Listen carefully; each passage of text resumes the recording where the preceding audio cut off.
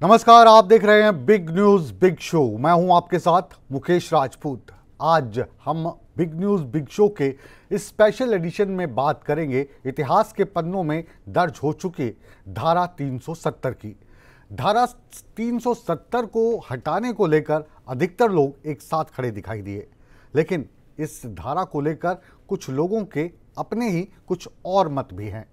हालांकि supreme court ने भी केंद्र सरकार के इस फैसले को अब हरी झंडी दे दी है, लेकिन बिग न्यूज़ बिग शो के इस स्पेशल एडिशन में आज हम बात करेंगे कि आखिर धारा 370 का जो केंद्र का फैसला था उसे सुप्रीम कोर्ट ने क्यों बरकरार रखा। आपको ये पूरा का पूरा फैसला समझाने की कोशिश भी करेंगे, साथ ही साथ धारा 370 के बारे में आपको तफसील से बताएंगे। इसके अलावा आर्टिकल 370 को हटाने के बाद क्या कश्मीर घाटी में कोई फ़र्क दिखाई दिया है, इस पर भी बात करेंगे। और हम ये भी बताएंगे कि धारा 370 हटने का जो फैसला बरकरार सुप्रीम कोर्ट के 5 जजों की बेंच ने दिया है, उस फैसले के दौरान आखिर कहा क्या गया है।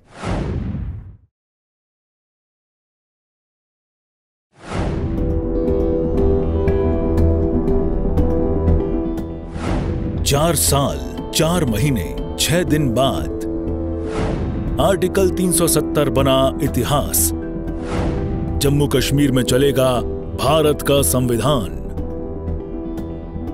जम्मू कश्मीर से अनुच्छेद 370 को हटाने के केंद्र सरकार के निर्णय पर सोमवार को सुप्रीम मोहर लग चुकी है। सुप्रीम कोर्ट का मानना है कि 5 अगस्त 2019 का निर्णय वैध था। देश के मुख्य न्यायाधीश DY चंद्रचूड़ की अध्यक्षता वाली 5 न्यायाधीशों की पीठ ने सुनवाई करते हुए कहा कि आर्टिकल 370 हटाने का फैसला संवैधानिक तौर पर सही था। राष्ट्रपति को आर्टिकल 370 हटाने का हक है। संविधान के सभी प्रावधान जम्मू कश्मीर पर लागू होते हैं। ये फैसला जम्मू कश्मीर के एकीकरण के लिए था। अनुच्छेद 370 हटाने में कोई दुर्भावना नहीं थी। जम्मू कश्मीर में जल्द चुनाव के लिए कदम उठाए जाएं।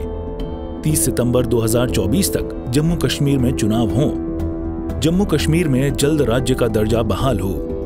आर्टिकल 370 एक अस्थायी प्रावधान था। जम्मू कश्मीर भारत का अभिन्न अंग है। जम्मू कश्मीर के पास कोई आंतरिक संप्रभुता नहीं थी। अनुच्छेद 370 का उद्देश्य धीरे धीरे जम्मू कश्मीर को अन्य भारतीय राज्यों के बराबर लाना था। राज्य में युद्ध के हालातों की वजह से अनुच्छेद 370 एक अंतरिम व्यवस्था थी। भारत का संविधान जम्मू कश्मीर के संविधान से ऊंचा है। सुप्रीम कोर्ट ने कहा कि लद्दाख को अलग करने का फैसला वैध था। काबिले गौर है कि 5 अगस्त 2019 को मोदी सरकार ने जम्मू कश्मीर से अनुच्छेद 370 के प्रभाव को खत्म कर दिया था। साथ ही राज्य को 2 हिस्सों जम्मू कश्मीर और लद्दाख में बांट दिया था और दोनों को केंद्र शासित प्रदेश बना दिया था। केंद्र के इस फैसले के बाद 23 अर्जियां दी गई थी। सभी को सुनने के बाद सितंबर में कोर्ट ने फैसला सुरक्षित रख लिया था।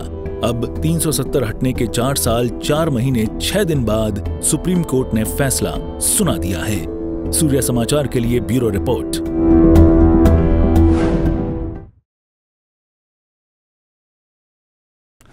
एक देश एक विधान एक प्रधान का संकल्प आज़ादी के 70 साल के बाद आखिरकार पूरा हो ही गया। अनुच्छेद 370 अब इतिहास की बात हो चुकी है। दावा किया जा रहा है कि धरती के स्वर्ग कहे जाने वाले जम्मू कश्मीर लद्दाख अब देश के बाकी हिस्सों के साथ एक साथ विकास कर रहे हैं। हम आपको ये भी समझाते हैं कि धारा 370 हटाने से पहले जम्मू कश्मीर के कायदे कानून क्यों अलग थे और वहां पर क्या धारा 370 को हटाना जरूरी था।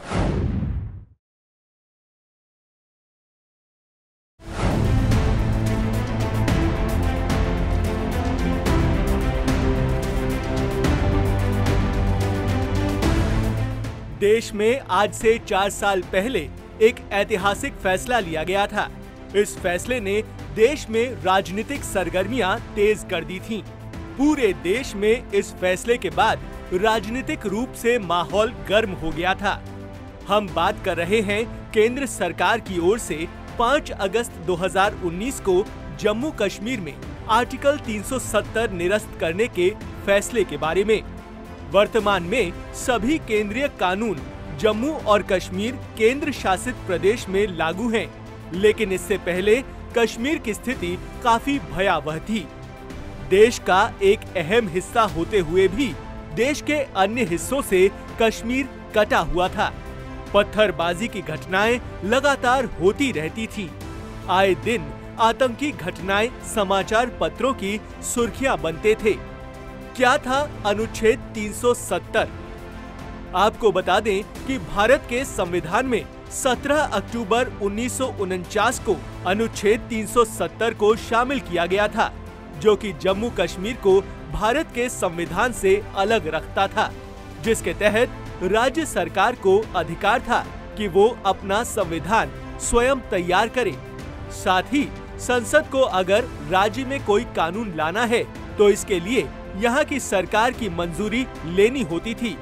वहीं पहले जम्मू कश्मीर का राष्ट्रीय ध्वज भी अलग था और यहाँ के लोगों के लिए राष्ट्रीय ध्वज का सम्मान करना अनिवार्य नहीं था। वहीं जम्मू और कश्मीर के साथ भारत के अन्य राज्यों से अलग व्यवहार किया जाता था, जिसकी वजह से राज्य की मुख्य धारा से कश्मीर की दूरी बनी रहती थी। अनुच्छेद 370 के प्रावधानों के अनुसार संसद को जम्मू कश्मीर के बारे में रक्षा, विदेश मामले और संचार के विषय में कानून बनाने का अधिकार था, लेकिन किसी अन्य विषय से संबंधित कानून को लागू करवाने के लिए केंद्र को राज्य सरकार की मंजूरी लेनी होती थी। भारत के दूसरे राज्यों के लोग जम्मू कश्मीर में जमीन नहीं खरीद सकते थे। भारतीय संविधान की धारा 360 के तहत देश में वित्तीय आपातकाल लगाने का प्रावधान है। ये जम्मू कश्मीर पर लागू नहीं होता था। केंद्रीय सूचना का अधिकार अधिनियम भी जम्मू कश्मीर में लागू नहीं होता था। जम्मू कश्मीर की विधानसभा का कार्यकाल 6 वर्षों का होता था, जबकि भारत के अन्य राज्यों की विधानसभाओं का कार्यकाल 5 वर्ष का था।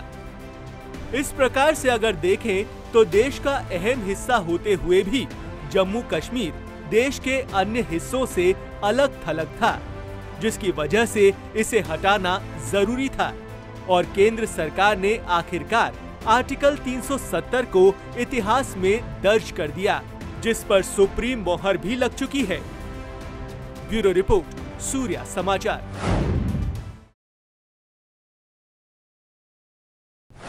केंद्र सरकार के इस फैसले को सुप्रीम कोर्ट ने हरी झंडी दे दी है, जिसे लेकर प्रधानमंत्री समेत तमाम राजनीतिक दलों के नेता इसका स्वागत करते नजर आ रहे हैं। लेकिन कहते हैं ना, एक सिक्के के हमेशा 2 पहलू होते हैं। तो कुछ लोग धारा 370 हटाने के फैसले को लेकर केंद्र सरकार की तारीफ कर रहे हैं, सुप्रीम कोर्ट के फैसले की तारीफ कर रहे हैं, लेकिन कुछ लोग इस फैसले से नाखुश भी हैं। वो नाखुश क्यों हैं, ये जानने की कोशिश है बिग न्यूज़ बिग शो के स्पेशल एडिशन की हमारी ये रिपोर्ट।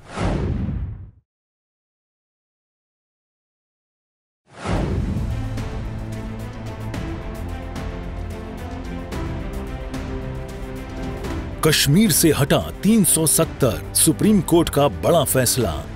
मोदी सरकार के फैसले को कोर्ट ने बताया सही। सुप्रीम कोर्ट का फैसला आने के बाद भड़के कई विपक्षी नेता। 370 को लेकर एससी के फैसले के बाद जश्न। सुप्रीम कोर्ट ने जम्मू कश्मीर से आर्टिकल 370 हटाने के मोदी सरकार के फैसले को वैध माना है। सीजेआई DY चंद्रचूड़ ने फैसला सुनाते हुए कहा कि जम्मू कश्मीर के पास भारत में विलय के बाद आंतरिक संप्रभुता का अधिकार नहीं है। अनुच्छेद 370 एक अस्थायी प्रावधान था। सीजेआई की अध्यक्षता में 5 सदस्यीय बेंच मामले की सुनवाई कर रही थी। कोर्ट के इस फैसले के बाद लोगों में खुशी का माहौल है। इसी को लेकर प्रधानमंत्री नरेंद्र मोदी ने ट्वीट कर सुप्रीम कोर्ट के फैसले का स्वागत किया। अनुच्छेद 370 की याचिका के फैसले को लेकर पिछले 2 हफ्तों में घाटी के 10 जिलों में प्रशासन ने सुरक्षा व्यवस्था सख्त कर दी है। प्रशासन सोशल मीडिया पर आपत्तिजनक पोस्ट करने वालों के ऊपर पैनी नजर रख रही है, ताकि कोई असामाजिक तत्व घाटी की शांति को भंग न कर सके। नेता प्रतिपक्ष भूपेंद्र सिंह हुड्डा का मानना है कि ये मुद्दा अब खत्म हो चुका है अब जल्द ही चुनाव करवाए जाएं। ये फैसला तो ऑब्वियस था। ये 370 जो है जब लगाया गया, जब भी यही था कि भाई ये डिल्यूट हो गया था, 64 में डिल्यूट हो गया था, 64 से उस टाइम भी डिल्यूट होना शुरू हो गया था। 370 की कोई वो नहीं थी। वही नेशनल हाईवे बन रहे थे। जम्मू कश्मीर जो है हिंदुस्तान का पार्ट बन चुका था, इंटीग्रल पार्ट है, कोई अलग से उनको प्रवृत्ता नहीं थी। तो ये तो कोई वो नहीं था। और जो अब लेकिन तुरंत चुनाव कराने चाहिए उसके। ये सवाल इस बात का है, जिस प्रकार से यूटी बनाई और वो लद्दाख अलग किया है उससे, वो सवाल है। सवाल 370 का नहीं है। और चुनाव तुरंत कराएं। तो जिस तरह वहाँ की असेंबली को रिस्टोर करें। असेंबली है, लोगों का अधिकार है, प्रजातंत्र है। जिनको असलियत नहीं पता, वो जो आज़ादी की लड़ाई में लड़े उनको पता है उस टाइम क्या परिस्थिति थी और सरदार पटेल ने क्यों ये फैसला लिया। सुप्रीम कोर्ट का फैसला आने के बाद सियासी लोगों ने भी इस फैसले को अपना समर्थन दिया है। तो स्वाभाविक है, धारा 370 जो लगा था सरकार ने उसको खारिज कर दिया था ध्वनि मत से हम लोगों ने। और हम लोगों ने संकल्प लिया था, चुनाव घोषणा पत्र में भाजपा ने दिया था, जहां हुए बलिदान मुखर्जी वो कश्मीर हमारा है, सारा का सारा है। तो कश्मीर में शांति भी है। कश्मीर के अंदर युवा जहां रोड़े करते थे, रोड़ेबाजी करते थे, वहां रोजगार कर रहे हैं, वहां रोजगार का सृजन कर रहे हैं। कश्मीर के अंदर घाटियों में वहां जहां गोली और बम छूटता था, वहां फूलों की क्यारी लगी हुई है। फिर से कोर्ट ने उसको सही ठहराया है। ये निश्चित रूप से जम्मू कश्मीर की जनता की जीत है और श्यामा प्रसाद मुखर्जी जी के सपनों की जीत है। मैं सुप्रीम कोर्ट के निर्णय का स्वागत करता हूं। कई अंतोगत्वा उन्हें सुप्रीम कोर्ट की तरफ जाना पड़ा। आज जब सुप्रीम कोर्ट का फैसला आया है, तो सुप्रीम कोर्ट के फैसले के बाद कोई अब नई बात नहीं कही जा सकती है। सुप्रीम कोर्ट का फैसला जो आया उससे पूरे के पूरे लोग अपना तर्क दे सकते हैं, लेकिन सहमत हैं। सुप्रीम कोर्ट के फैसले के बाद कोई बात बनती नहीं है। लेकिन कुछ लोग हैं या कुछ साथी हैं जो अभी भी ये सोचते होंगे कि उनकी जो जिस भावना से 370 लागू हुई थी, उस भावना के पक्ष में निर्णय नहीं है। इसका क्योंकि आर्टिकल 370 हटाने के वक्त भी हमने समर्थन किया था और आज सुप्रीम कोर्ट ने जो निर्देश दिए हैं उनका हम स्वागत करते हैं। उम्मीद यही करते हैं, आशा यही है कि जो दूसरा आदेश उन्होंने दिया है कि नेक्स्ट सितंबर तक वहां चुनाव होने चाहिए, तो वो भी चुनाव जल्द से जल्द हो जाएंगे और वहां की जो जनता है उनको खुली हवा में मतदान करने का अवसर मिलेगा और मिलना चाहिए। और साथ ही साथ ये तो बात हुई कश्मीर की, तो साथ ही साथ इलेक्शन लेने के पहले जो पीओके है वो भी अगर इसमें आ जाए तो पूरे कश्मीर में चुनाव हो जाएगा और कश्मीर अपने देश का जो एक हिस्सा है वो बरकरार रहेगा। सुप्रीम कोर्ट के इस फैसले के बाद जम्मू कश्मीर और देश के लोगों में खुशी का माहौल देखने को मिला। घाटी में लोगों ने सड़कों पर निकलकर ढोल नगाड़ों के साथ जश्न मनाया। हालांकि सुप्रीम कोर्ट के फैसले को लेकर जम्मू कश्मीर के कई नेताओं ने नाराजगी दिखाई है। आर्टिकल 370 को हटाने के फैसले पर सुप्रीम कोर्ट ने मोहर लगाकर विपक्ष के कई नेताओं की रातों की नींद उड़ा दी है और सुप्रीम कोर्ट के आदेश को सुनने के बाद विपक्षी नेता बयान देकर दर्द पर मरहम लगाने का काम कर रहे हैं। मैं ये तो नहीं कह सकता कोर्ट से भरोसा उठ गया, लेकिन ये था कि एक उम्मीद थी, क्योंकि कई चीज़ों में हम सब ने, हिंदुस्तान के हिंदू मुसलमान ने पिछले कई सालों से कहा था जो कोर्ट करेगा वो आखिरी फैसला होगा। जैसे बाबरी मस्जिद के बारे में कहा था, इसी तरह से और कई चीज़ों में कहा था और उसको स्वीकार किया था।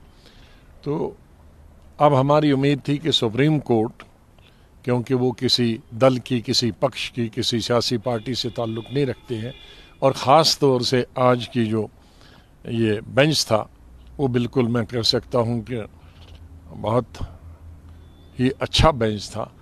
लेकिन अब उन्होंने कॉन्स्टिट्यूशन को इंटरप्रेट किया और कॉन्स्टिट्यूशन के हिसाब से उन्होंने कहा कि 370 है, लेकिन मैं बुनियादी तौर पे कहता हूँ कि इसको ख़त्म करना 5 अगस्त 2019 को ही गलती थी।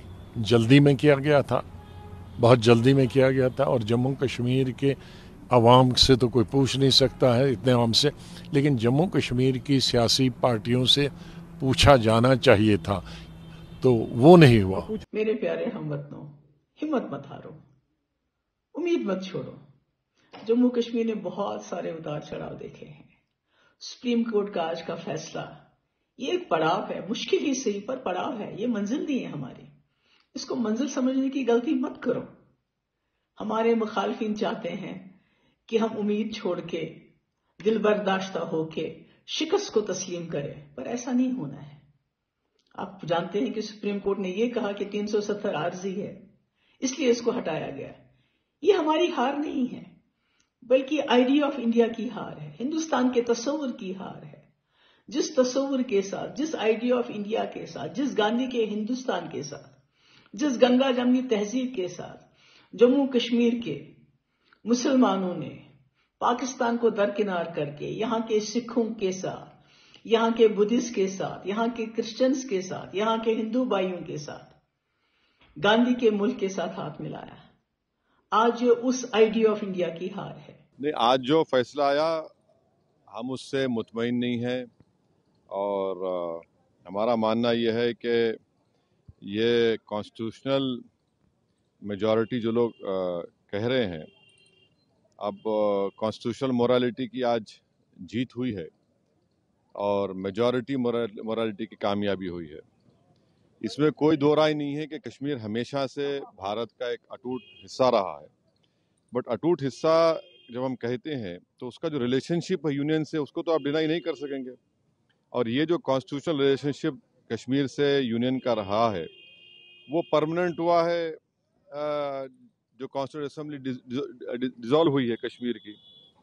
और दूसरी बात ये है कि किसी एक सेमिनार में चीफ जस्टिस ऑफ इंडिया ने कहा है, मैं अंग्रेजी में पढ़ देता हूँ, कि public deliberation will always be a threat to those who achieve power in absence. अब क्वेश्चन ये है कि जब आप एब्रोगेट कर रहे हैं स्पेशल स्टेटस, पूरे स्टेट को कर्फ्यू में लगाकर 356 लगा दिया आपने, इलेक्टेड असेंबली नहीं है, तो फिर कश्मीर में डिलीबरेट किसने किया, बताइए हमको। सुप्रीम कोर्ट ने साफ लफ्जों में कह दिया है कि घाटी से आर्टिकल 370 और 35A का सफाया तो हो गया है। घाटी में अमन और शांति के साथ जल्द ही विधानसभा चुनाव कराए जाएं, ताकि नए कश्मीर का लिया गया संकल्प जल्द से जल्द पूरा हो सके। ब्यूरो रिपोर्ट, सूर्या समाचार। तो ये तो बात रही धारा 370 पर हो रही सियासत की। अब हम आपको बताते हैं कि धारा 370 हटने के बाद जम्मू कश्मीर में आखिर बदला क्या है, चाहे वो विकास की बात हो या फिर आतंकी गतिविधियों की। धारा 370 हटने के बाद जहां कश्मीर में विकास के दावे किए जा रहे हैं, वहां पर ये आंकड़े भी पेश किए जा रहे हैं कि कश्मीर में होने वाली पत्थरबाजी लगातार अब कम होती जा रही है।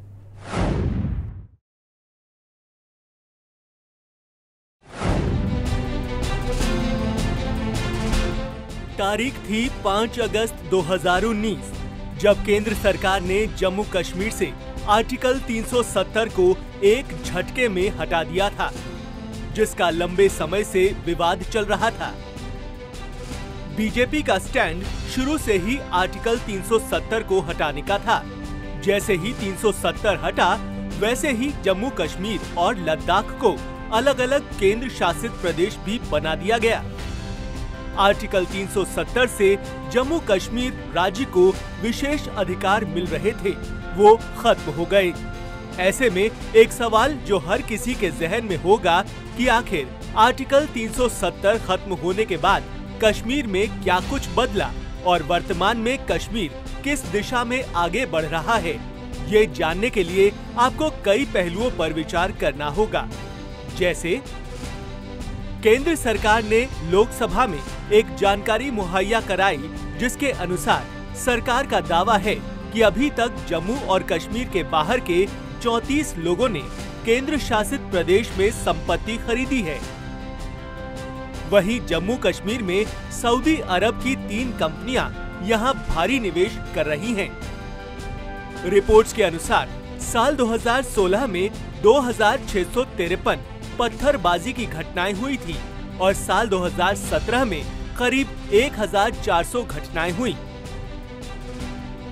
वहीं 370 हटाने से पहले तक वर्ष 2018 में 1500 और 2019 में करीब 2000 घटनाएं हुई, लेकिन इसके बाद ये 255 रह गईं। इससे अंदाजा लगाया जा सकता है कि 90% घटनाएं कम हो गई हैं। वर्ष 2023 में एक भी पत्थरबाजी की घटना नहीं हुई, यानी कि केंद्र सरकार का मानना है कि अब कश्मीर शांति की ओर बढ़ रहा है। केंद्र सरकार का दावा है कि धारा 370 हटने के बाद जम्मू कश्मीर में विकास कार्यों में गति आई है। चाइल्ड मैरिज एक्ट, शिक्षा का अधिकार और भूमि सुधार जैसे कानून प्रभावी हुए हैं। वाल्मीकि, दलित और गोरखा जो राज्य में दशकों से रह रहे हैं, उन्हें भी राज्य के अन्य निवासियों की तरह समान अधिकार मिले हैं। वर्ष 2020-21 के लिए 15वें वित्त आयोग की सिफारिशों के अनुसार जम्मू और कश्मीर प्रदेश को 30,757 करोड़ रुपए और लद्दाख केंद्र शासित प्रदेश को 5,959 करोड़ रुपए का अनुदान दिया गया। फ्लैगशिप स्कीम प्रधानमंत्री ग्राम सड़क योजना के तहत जम्मू कश्मीर में 5,300 किलोमीटर सड़क बनाई जा रही है। ग्लोबल इन्वेस्टमेंट समिट के जरिए 13,732 करोड़ रुपए के MOU पर दस्तखत हुए हैं। 7 नवंबर 2015 को प्रधानमंत्री नरेंद्र मोदी ने सामाजिक आर्थिक बुनियादी ढांचे को मजबूत करने और जम्मू कश्मीर के विकास के लिए लगभग 80,000 करोड़ रुपए की पुनर्निर्माण योजना की घोषणा की थी। पुनर्गठन के बाद जम्मू एवं कश्मीर को 58,477 करोड़ रुपए की 53 परियोजनाओं, जबकि लद्दाख में 21,441 करोड़ रुपए की 9 परियोजनाओं पर कार्य चल रहे हैं। केंद्र सरकार का दावा है कि आर्टिकल 370 हटाए जाने के बाद प्रधानमंत्री विकास पैकेज के तहत करीब 2,105 प्रवासी कश्मीरी घाटी वापस लौट आए हैं। विकास पैकेज के जरिए लोगों को नौकरियां और रहने जैसी कई सुविधाएं दी जा रही हैं। वर्ष 2020-21 में नियुक्तियों की संख्या 841 थी और वर्ष 2021-22 में नियुक्तियों की संख्या 1,264 थी। केंद्र सरकार समय समय पर ये भी दावा करती है कि धारा 370 खत्म होने के बाद आतंकी हमलों में भी कमी आई है। वर्ष 2015 से लेकर वर्ष 2019 के बीच जहां 597 आतंकियों की भर्ती हुई थी, तो साल 2019 से साल 2023 के बीच ये संख्या 461 रही। आपको बता दें कि जम्मू और कश्मीर से धारा 370 हटाए जाने के बाद वहां अब तक 890 केंद्रीय कानूनों को लागू किया गया है। इससे वहां की कानून व्यवस्था और कई नियम देश के अन्य राज्यों की तरह हो गए हैं। ब्यूरो रिपोर्ट, सूर्या समाचार।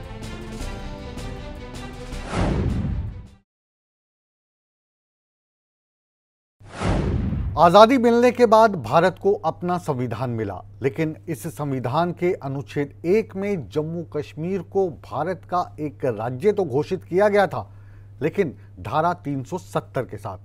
धारा 370 के मायने कि जम्मू कश्मीर को एक विशेष राज्य का दर्जा दिया गया।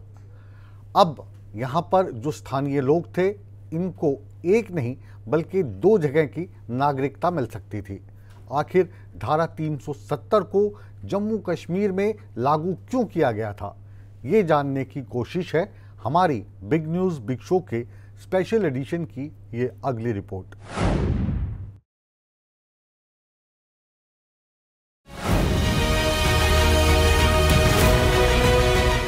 आर्टिकल 370 और 35A का जिक्र होते ही हमारे जहन में जम्मू कश्मीर का ख्याल आता है।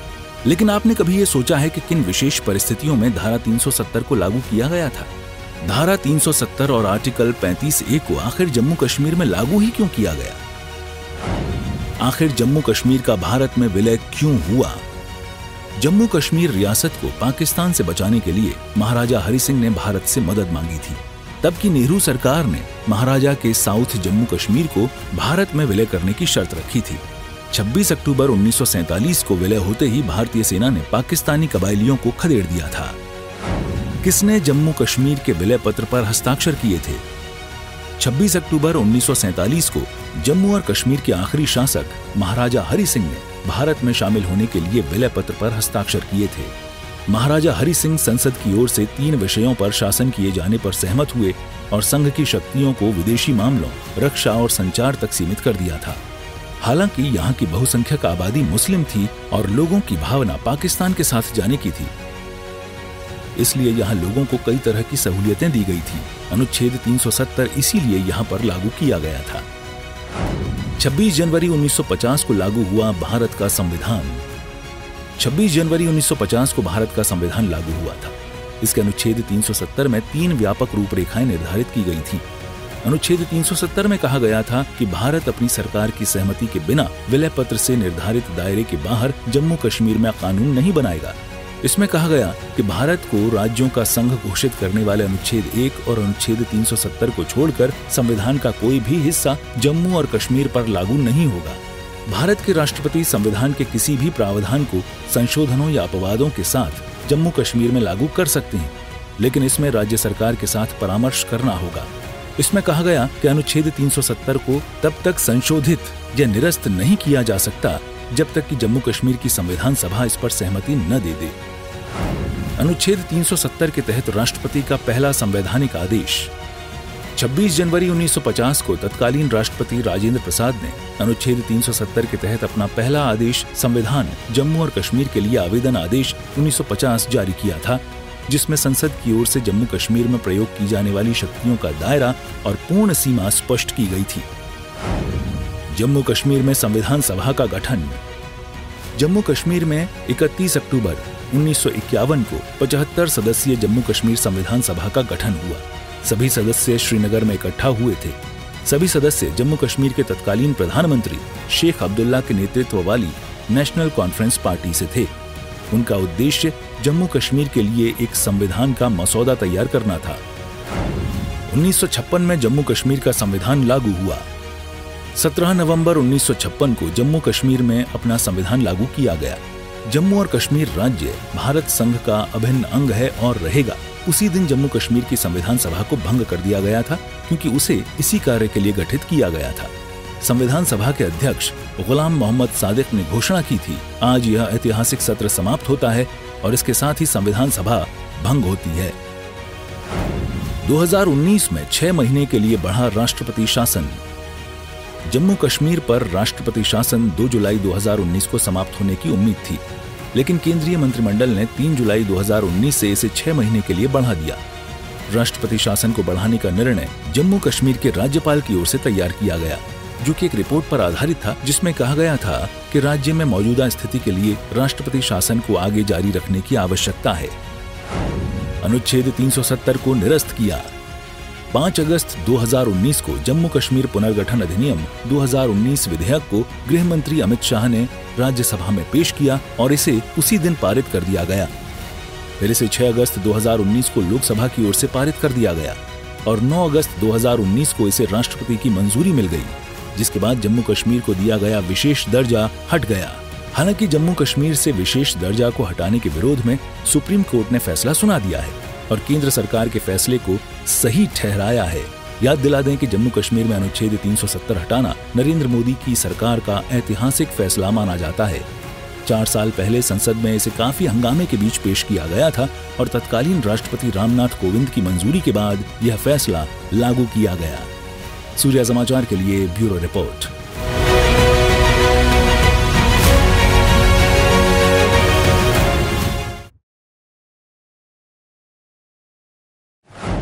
कुल मिलाकर अब आप कह सकते हैं कि धारा 370 पर अब सुप्रीम मोहर भी लग चुकी है। अब धरती के स्वर्ग कहे जाने वाले कश्मीर में सभी कानून भारत के लागू होंगे, जो बाकी राज्यों में भी हैं।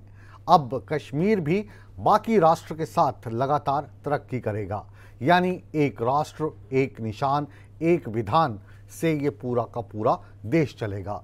बहरहाल बिग न्यूज़ बिग शो को अब यहीं पर विराम देने का समय आ गया है, लेकिन देश दुनिया और अपने राज्य की खबर के लिए बने रहिए सूर्य समाचार के साथ।